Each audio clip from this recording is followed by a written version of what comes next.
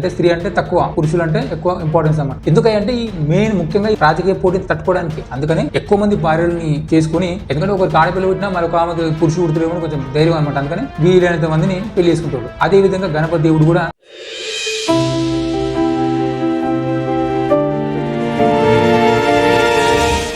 గత వీడియోలో మనం ఈ గణపతి దేవుడు మరియు కాకతీయుల కట్టప్ప రేచెల్ల రుద్రుడు లేదా రేచెల్ల రుద్రరెడ్డి గురించి తెలుసుకున్నాం. ఈ వీడియోలో తెలంగాణ వీరనారి, దక్షిణ భారతాన్ని ఏకఛత్రాధిపత్యంగా ఏలినటువంటి ఒక స్త్రీ గురించి ఈ వీడియోలో తెలుసుకున్నాం. ఆమె ఎవరు కాదు, రాణి రుద్రమదేవి. అయితే రాణి రుద్రమదేవి యొక్క తండ్రి ఎవరే అంటే గణపతి దేవుడు. ఈ గణపతి దేవుడు క్రీస్తు శకం 1196 సంవత్సరంలో తన తండ్రి అయినటువంటి మహాదేవునితో కలిసి యుద్ధానికి వెళ్ళినప్పుడు యాదవరాజు అయినటువంటి బైతూరి లేదా మరొక పేరు చైత్రపాలుడు. ఈ జైత్రపాలుడు కాకతీయ చక్రవర్తి మరియు గణపతి దేవుడి తండ్రి అయినటువంటి మహాదేవుని ఘోరాతి ఘోరంగా సంహరించి గణపతి దేవుని బందీగా తీసుకెళ్తాడు. బందీగా తీసుకెళ్లినటువంటి ఈ గణపతి దేవుని యొక్క ప్రతిభను చూసి, అలాగే రేచెల్ల రుద్రుని యొక్క ఒత్తిడి కారణంగా ఈ యాదవరాజు అయినటువంటి బైతూగి గణపతి దేవుని సగౌరవంగా విడుదల చేసి తన కుమార్తె, ఎవరు కుమార్తె, యాదవరాజు అయినటువంటి ఈ బైతూగి యొక్క కుమార్తె అయినటువంటి సోమల దేవుని గణపతి దేవునికి ఇచ్చి వివాహం చేసి యాదవులకి కాకతీయులకి ఇద్దరికి కూడా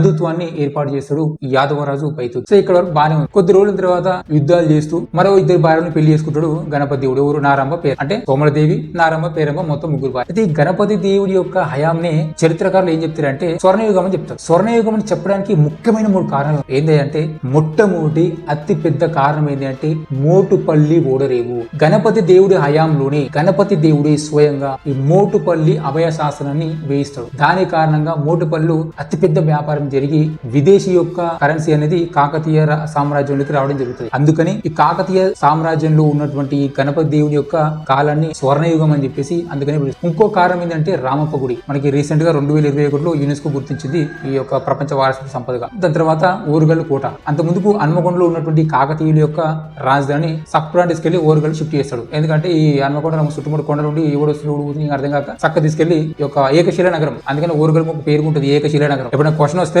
ఏకశిల నగరం అంటే ఏంటంటే ఓరుగల్లు, హన్మకొండ లేదంటే మహబూబ్నగర్ అన్ని పెడుతుంటారు. చాలా మంది తెలియకపోవచ్చు కానీ ఓరుగల్లుని ఏకశిలా నగరం అని కూడా అంటారు. అది గుర్తుపెట్టుకోండి. కానిస్టేబుల్ జాబ్ వస్తున్నాయి కాబట్టి దాంట్లో వస్తే రావచ్చు కూడా. సో ఇదనమాట గణపతి దేవుడి హయాంలో ఇంత అభివృద్ధి చెందడం జరిగింది. ముఖ్యంగా రైతులకు సంబంధించి కూడా అంటే అత్యధిక చెరువులు, దాదాపుగా 14,000 చెరువులను తవ్వించిన చక్రవర్తి ఎవరై అంటే తెలంగాణలో గణపతి దేవుడు. గణపతి దేవుడు, రేచెల్ల రుద్రుడు, సేనాధిపతి ఇద్దరు కలిసి చెరువులు విపరీతంగా తవ్వించరు. సో వ్యవసాయానికి ముఖ్యమైన పెద్దపీట వేసిందే ఈ గణపతి దేవుడి హయాంలో. ఇంతవరకు బానే ఉంది. గణపతి దేవుడు చాలా సంతోషంగా రాజ్యాన్ని పరిపాలిస్తుంది. కానీ మనకి తరతరాలు చూస్తున్న ఆచారం అంటే త్రేతాయుగం నుంచి రాముడి కాలం నుంచి కూడా వస్తున్న ఆచారం ఏంటంటే ఒక రాజ్యాన్ని పరిపాలించాలంటే పురుషునికి మాత్రమే అధికారం ఉంటుంది, స్త్రీకి ఉండదు. పురుషుడు లేని రాజ్యం కనుక ఉంటే అది పరుల పాలన్నట్టే. ఎవరికైనా వారసులు లేరంటే ఇక అది శత్రువుల పాలనట్టే రాజ్యం. అందుకనే అప్పటి రాజులందరూ కూడా ఒక్కొక్కరు ఇంచుమించు 10 మంది భార్యలు చేసుకునే వాళ్ళు.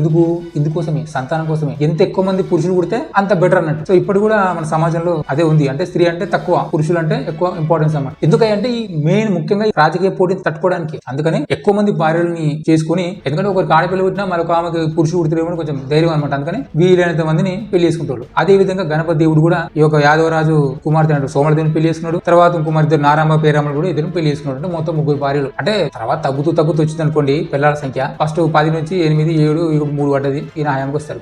ఇది పరిస్థితి. అయితే ఇంత మంచిగా పరిపాలించినప్పటికీ కూడా గణపతి దేవునికి మగ సంతానం లేదు. మరి ఏం చేయాలని తీవ్రంగా ఆలోచిస్తున్న టైంలోనే కొన్ని సంవత్సరాలకి ఈ సోమల దేవికి మరియు గణపతి దేవునికి ఒక చిన్నారి పాప పుట్టింది. ఆమెని రుద్రాంబ, ఆమెని రాణి రుద్రమ్మ దేవి. చాలా సంవత్సరాల తర్వాత ఒక ఆడపిల్ల పుట్టడం వల్ల గణపతి దేవుడు తీవ్రమైన ఆలోచన పడతారు. ఇప్పుడు నాకు మగ సంతానం లేదు, అయినా ఇప్పుడు మగ సంతానం పుడతారని గ్యారంటీ లేదు. ఎందుకంటే అప్పటికే వృద్ధాప్య దశలోకి వస్తాడు గణపతి దేవుడు. తీవ్రంగా ఆలోచించినట్టు గణపతి దేవుడు చరిత్రలో ఎవ్వరూ తీసుకున్నటువంటి ఒక నిర్ణయాన్ని తీసుకుంటాడు గణపతి దేవుడు. అది తన కుమార్తెని కుమారుడిగా చూపించడం. దీనిని మన సనాతన ధర్మంలో కూడా ఒక పుత్రిక పుత్ర అనే ప్రక్రియ ఉంటుంది. పుత్రికని పుత్రునిగా మార్చడం అంటే ఒక లక్షణాన్ని మార్చడం అంతే. అంటే లక్షణాలు అంటే ప్రతిభను పెంచడం. ఇప్పుడు రాజు కత్తిపట్టుకుని యుద్ధంలో పోతాడు, అదే రాణి ఇంట్లో కూర్చుంటుంది. అట్లా కాకుండా అదే రాణి కత్తిపట్టుకుని యుద్ధంలో పోతే రాజు అవుతాడు. సో ఇదన్నమాట. అందుకని చిన్నతనం నుంచే రాణి రుద్రమదేవికి కత్తి సాములు, విలువిచ్చలు, తర్వాత గుర్రపు స్వారీలు, తర్వాత మదపుటేను అదుపు చేయడము, శత్రువుల పరంగా దౌత్యం ఎలా ఉండాలి, ఒక రాజుగా ఒక యువరాజుగా ఎలా పరిపాలించాలి, ప్రజలను ఎలా చూడాలి అని చెప్పేసి ఇట్లాంటి విషయాలు ఎన్నో కూడా రాజనీతి శాస్త్రము, అర్థశాస్త్రము ఇవన్నీ కూడా చిన్నతనం నుంచే రాణి రుద్రమదేవికి నేర్పిస్తాడు. ఇంకొక హైలైట్ ఏంటంటే ఇవన్నీ చాలా పర్ఫెక్ట్ గా నేర్చుకుంటది రాణి రుద్రమదేవి. సో తన యొక్క వస్త్రధారణ కూడా మామూలుగా ఫ్రాకులు అంటే పైనుంచి కింద దాకా లేచేటప్పుడు ఓణీలు వేసుకునేటోళ్ళు, కానీ రాణి రుద్రమదేవి ఒక రాజు ఏవైతే ధరిస్తాడో అవి ధరించేదన్నమాట. అయితే ఎంత స్త్రీ అయినప్పటికీ కూడా ప్రకృతి మీద దాచలేదు. గణపతి దేవునికి స్త్రీ పుట్టిన విషయం ఎవరు తెలుసు? కేవలం అంతఃపురంలో ఉన్న వ్యక్తులకు మాత్రమే తెలుసు. తన రాజ్యంలో ఉన్న వాళ్ళకి తెలియదు, పక్క రాజ్యాలకు కూడా తెలియదు. అందరికి ఏం తెలుసాయంటే పురుషులు పుట్టినని, బాలుడు పుట్టినని మాత్రం తెలుసు. ఎట్లా మీరంటే ఈ ముప్పార శాస్త్రం, ముప్పార శాస్త్రంలో కూడా కొన్ని శాసనాలు వేయిస్తారు. ఆ శాసనాల కింద కూడా మహాదేవ యువరాజు అని మెన్షన్ చేయడం జరుగుతుంది. అంటే మహాదేవ యువరాజు అంటే ఎవరు? గణపతి దేవుడి యొక్క కుమారుడు. కానీ యాక్చువల్లీ ఇక్కడ ఏంది? గణపతి దేవుడు పుట్టింది కుమార్తె. అంటే ఈ మహాదేవ యువరాజు ఎవరే అంటే రాణి రుద్రమదేవి. సో ఈ విధంగా అన్ని రాజ్యాలు నమ్మేస్తాడు, కానీ ప్రకృతి ముందు ఎవరు దాగలేదు. సో రాణి రుద్రమదేవి పెరుగుతున్న కొద్దీ స్త్రీ యొక్క లక్షణాలు బయటపడడం, స్త్రీలాగా కనబడడం, ఇవన్నీ అంతఃపురంలో ఉన్నటువంటి జనులు, తన రాజ్యంలో ఉన్నటువంటి జనులకి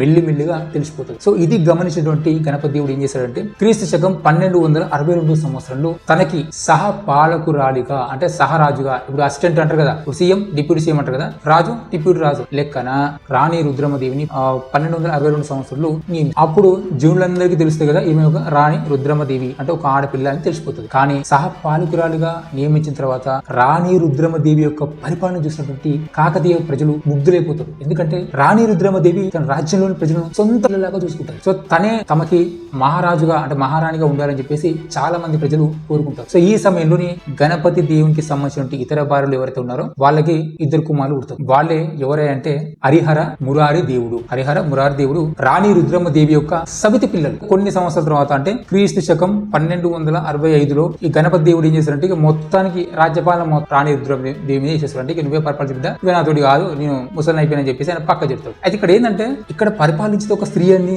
చాలా మంది తెలిసిపోతుంది. తెలిసిపోయినప్పటికీ కూడా గణపతి దేవుడు బ్రతికున్న రోజులు ఎవ్వరు కూడా రాణి రుద్రమదేవిని టచ్ చేయలేదు. సో ఈ సమయంలోనే గణపతి దేవుడు రాణి రుద్రమదేవికి వివాహం చేయడం జరుగుతుంది. రాణి రుద్రమదేవికి వివాహం చేసింది ఎవరితో అంటే వీరభద్రుడు. ఈ వీరభద్రుడు ఎవరై అంటే నిడదవోలు యువరాజు. ఈ నిడదవోలు రాజ్యం ఉంటుంది కదా ఇప్పుడు తూర్పు ఆంధ్ర ప్రాంతానికి సంబంధించినటువంటి నిడదవోలు చోళ యువరాజు అయినటువంటి వీరభద్రుడిని రాణి రుద్రమదేవికి ఇచ్చి వివాహం చేస్తారు. సో ఆ తర్వాత క్రీస్తు శకం 1269 సంవత్సరంలో గణపతి దేవుడు వృద్ధాప్యం చేత సహజంగానే మరణిస్తాడు. ఈయన ఏ యుద్ధంలో మరణించాడు గణపతి దేవుడు. ఫర్ ఎగ్జాంపుల్ క్వశ్చన్ కూడా రావచ్చు, కాకతీయులకి దేవగిరి రాజులకి యుద్ధం జరిగినప్పుడు ఏ రాజు మరణించని చెప్పేసి కింద ఆప్షన్ ఇస్తాడు. ఏమని? ప్రతాపరుద్రుడని, మహాదేవుడని, గణపతి దేవుడని, ఇట్లా ఒక 4 ఆప్షన్స్ అనుకోండి. గణపతిని పెట్టారు నెంబర్లు పోతాయి.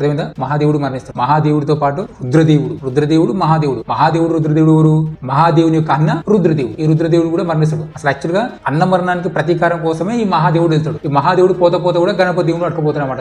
దీనికి ఈ బైతోకి మీదకి. ఎందుకంటే మరి బైతోకి రుద్రదేవుని తలనారికి మొత్తం రాజ్యం అంతా ఏడాడిస్తారు కదా. సో దాని కారణం అనమాట. సరే వదిలేదు, అయిపోయింది. ఈ దీనికి సంబంధించిన వీడియోస్ కూడా ఆల్రెడీ మన ఛానల్ ఉన్నాయి, చూసుకోండి. అయితే క్రీస్తు శకం 1269 సంవత్సరాలు మరణిస్తాడు. దురదృష్టవశాత్తు ఏంటంటే వీరభద్రుడికి రాణి రుద్రమదేవికి మగ సంతానం ఉండదు. సో వీళ్ళకి మగ సంతానం లేకపోవడం వల్ల వీళ్ళ యొక్క పెద్ద కుమార్తె అయినటువంటి ముమ్మడమ్మ ఎవరైతే ఉన్నారో ఈ ముమ్మడమ్మ కొడుకు అయినటువంటి 2వ ప్రతాపరుద్రుడు, అంటే ప్రతాపరుద్రుడు కాకతీయుల మొదటి పాలకుడైన 2వ ప్రతాపరుద్రుడు అని అంటాం. మొదటి ప్రతాపరుద్రుడు వేరే, సో అందుకని 2వ ప్రతాపరుడు అంటాం. సో ఈ ముమ్మడమ్మ కుమారుడు అయినటువంటి 2వ ప్రతాపరుద్రుడిని రాణి రుద్రమదేవి దత్తత తీసుకొని కాకతీయ రాజ్యానికి యువరాజుగా పరిచయం చేసి రాజును చేయడానికి అన్ని విధాల ఆయనకి ట్రైనింగ్ ఇప్పిస్తున్నారు. ఇదంతా చూసినటువంటి సౌతి పిల్లలు ఉన్నారు కదా, హరిహర అని మురారి దేవుళ్ళు, వీళ్ళు కూడా అరే ఏంది మళ్ళీ మేము కూడా పుట్టిన మరి మాకు రాజ్యం లేదు, ఏం లేదు, అది కూడా ఒక స్త్రీ కింద మేము బతకాలనా, ఒక స్త్రీ చెప్తే మేము వినాలనా, ఒక స్త్రీ మాకు రానా అని చెప్పేసి వీళ్ళు ఎదురు తిరుగుతారు. అంతర్గతంగా ఉన్నటువంటి కొంతమంది వ్యక్తుల చేత ఎవరైతే రాణి రుద్రమ అంటే దేవి అంటే కొంచెం పడిన వాళ్ళు ఉంటారో వాళ్ళందరినీ కలుపుకొని రాణి రుద్రమదేవి పైకి తిరుగుబాటుకి వెళ్తారు. ఇంకో దురదృష్టం ఏంటంటే అప్పటికే రాణి రుద్రమదేవి యొక్క భర్త అయినటువంటి వీరభద్రుడు కూడా అనివార్య కారణాల వల్ల అసహజంగా మరణిస్తారన్నమాట. ఆ మరణం వెనుక కొన్ని సంఘటనలు ఉన్నాయి, నేను తర్వాత వీడియో చెప్తాను సందర్భం వచ్చినప్పుడు. సో అప్పుడు రుద్రమదేవి ఒక్కటే, కానీ రుద్రమదేవి ఒక్కటే అయినప్పటికీ కూడా తన రాజ్యంలోని ప్రజలు రాణి రుద్రమదేవి అంటే ఆమె పరిపాలన అంటే ఎంతో ఇష్టపడేవాళ్ళు. అందుకని రాణి రుద్రమదేవి మీదకి ఎదురు తిరిగినటువంటి ఆమె బంధువులు అయినటువంటి హరిహర మురారి దేవుళ్ళను పైకి కూడా ప్రజలు కూడా తిరగబడతారు. ప్రజల మద్దతుతో రాణి రుద్రమదేవి ఈ హరిహర మురారి దేవుల్ని మట్టు పెడుతుంది, అంటే చంపేస్తుంది. సరే ఎంతైనా సోదరులు అయితే ఎవరైతే మరి తిరగబడ్డప్పుడు రాజ్యం తిరగబడ్డప్పుడు ఆయన పని చేయాల్సిందే. సో ఫస్ట్ ఛాన్స్ ఇచ్చి తర్వాత చంపేస్తుంది రాణి రుద్రమదేవి. సో ఇది ప్రస్తుతం రాణి రుద్రమదేవి యొక్క పరిస్థితి. తర్వాత వీడియోలో మనం రాణి రుద్రమ చేసినటువంటి యుద్ధాలు ఏంటి, రాణి రుద్రమదేవి ఏ విధంగా మరణించింది, రాణి రుద్రమదేవికి వెన్నుపోటు పొడిచినటువంటి వ్యక్తులు ఎవరు తర్వాత వీడియోలో తెలుసుకుందాం. అంతవరకు మన ఛానల్ కొత్తగా చూసినట్లయితే దయచేసి నా ఛానల్ సబ్స్క్రైబ్ అయ్యి అలాగే వీడియోకి ఒక లైక్ ఇసుకోండి. Thank you for watching. జై హింద్.